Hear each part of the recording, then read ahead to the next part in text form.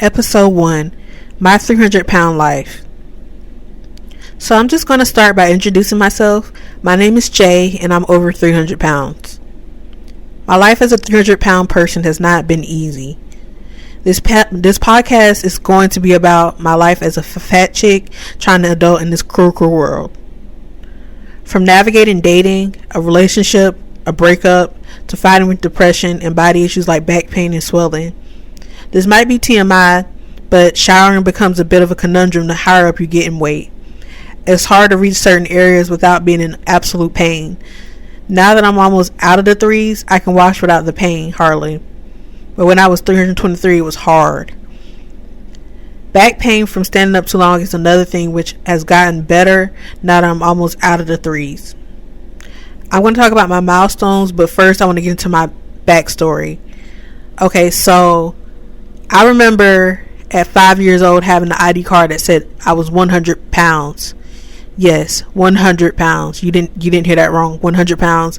And I know that the average 5-year-old is supposed to be only between 33 to 50 pounds. So I was double that at that age. And I blame that on, one, being from the South, and two, being in the lower class.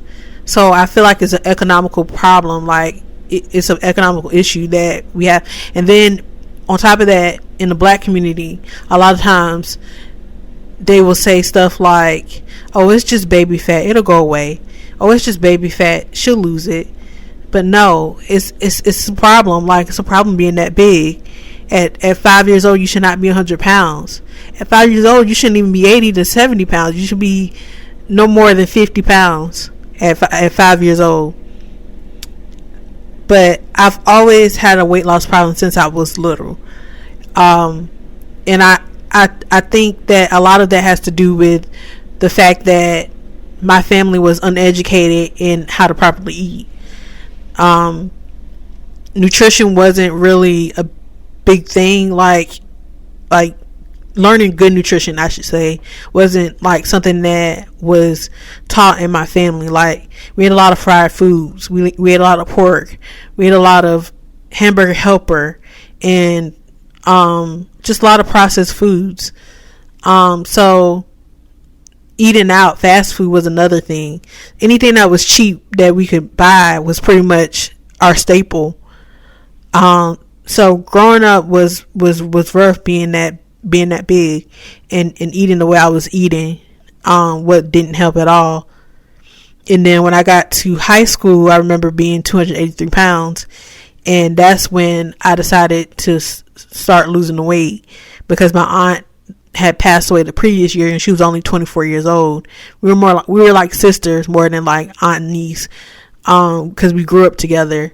And when she passed away, that was a wake-up call for me that I could pass away at any time, like, especially being the weight that I was at.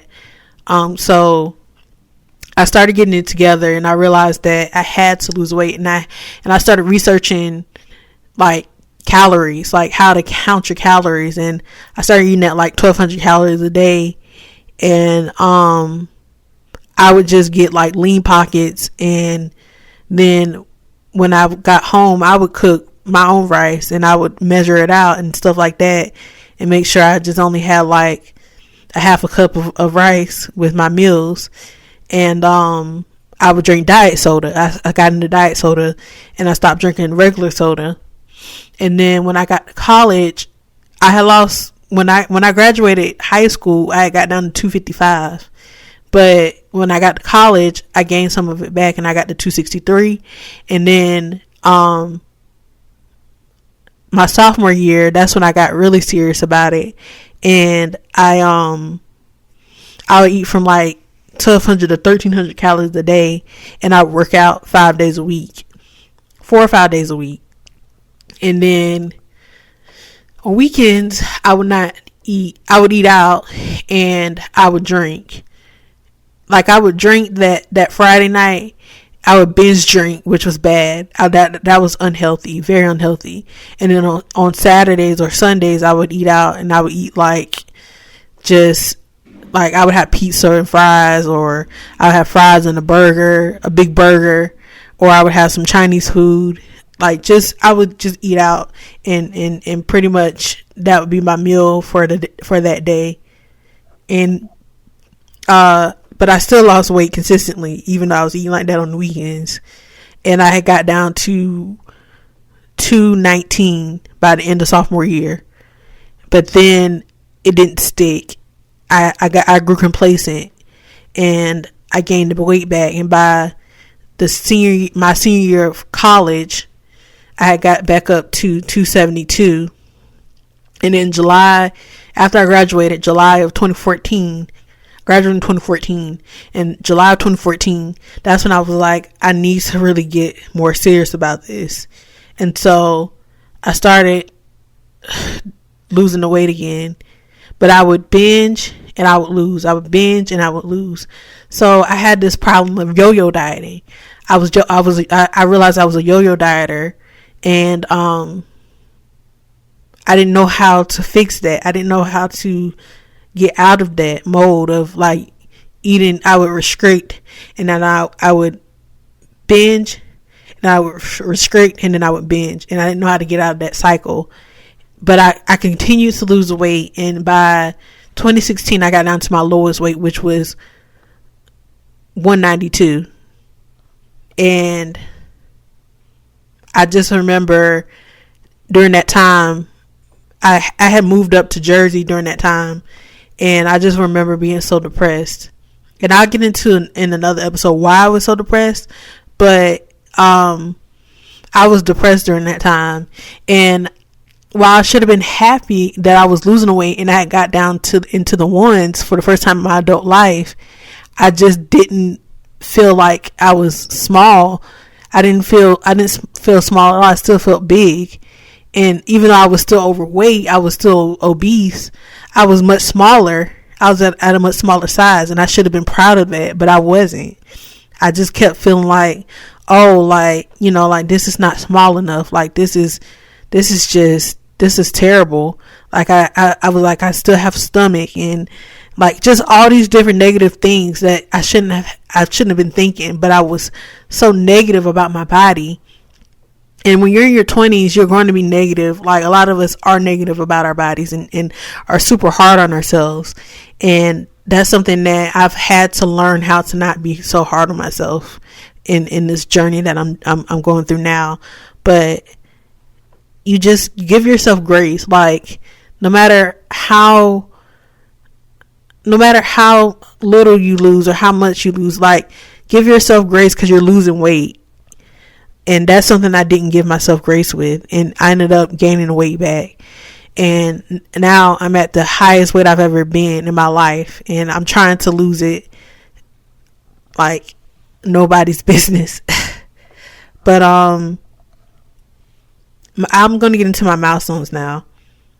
So my first milestone is 298 to get into Topia. My next milestone after that is 249. Because I haven't been under 250 in over 3 years. My next milestone after that is 214. Because that's when the face card started serving. I hate to be shallow, but I mean it was. Like my facial structure started to really show. My neck was starting to deplete to where I could actually see my actual neck, and my collarbone was starting to show too. Like it was just like everything was starting to serve, like really serve. So at 214, that was like really like I was getting into my looking good era. That's the best way to describe it. Then my next milestone is 191, which would be the lowest adult weight I would ever be. Because my lowest weight before that was 192. So being 191 would be the next lowest weight ever.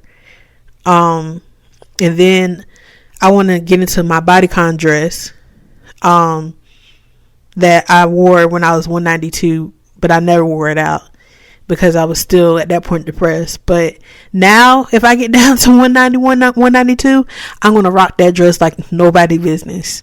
Cause like, yeah, like I'm going to be so proud of being that size again. I'm not going to be in a depressed state like I was then, like, because my mentality has changed. But my next milestone after that is 180, then 170, then after that 155, then 145, which would put me at a normal BMI for my height, which is 5'4". Then 128 would be the next one. 125 would be the next one after that. And then depending on how small I look, if I don't feel like I'm small enough, like, the last one would be 115. But I don't want to look scary or sick looking. So 115 is TBD, to be determined. So as I said before, I think I said this before, right now I'm at 305.6 pounds. I was 301.2 pounds like beginning of this week, and which will put me at a 22 pound weight loss. But I gained a few pounds back this past week because I was getting back into old habits, even though I switched to a plant-based diet. Weight loss, I have to say, is hard. It's a mental game way more than a physical game. I've been, like I said before, I've been at this for over 15 years, and I've not stopped and won't stop. This time is a time because I'm more mentally prepared, and have made a lifestyle change that I can stick to for the rest of my life. I feel like I can be plant-based because I was plant-based before, back in 2016, but it didn't stick because back then they didn't have as many vegan options as they do now. And I come to the realization after doing keto so many times that I'm a carb girl. Like, I love carbs, and if I can eat a sweet potato every day, I will eat a sweet potato every day and not gain weight. Like, if I'm eating sweet potato with protein, like, I will not gain weight. Like, I actually lose weight. So eating sweet potatoes are great. Eating fruit is great. Eating like bananas and apples and blueberries and all these different fruits, like, I can eat, which I couldn't do with keto. I couldn't eat a banana with keto, like, it because it's so carb heavy. Because of the sugar in it, a lot of the sugar that's in bananas. But being plant-based, I can do that, and I love it. So lastly, I will be talking about in future episodes my dating experience on the apps and off the apps, my first and only relationship and breakup, sex, dealing with depression, PCOS, polycystic ovary syndrome, anxiety, and schizophrenia. Those I will be talking about in future episodes, but I just wanted to talk briefly about my background story and just my life as a 300-pound girly and how I'm trying to desperately get out of that. So this is my life as adulting as the fat chick. Please like, comment, and subscribe. Thank you for listening.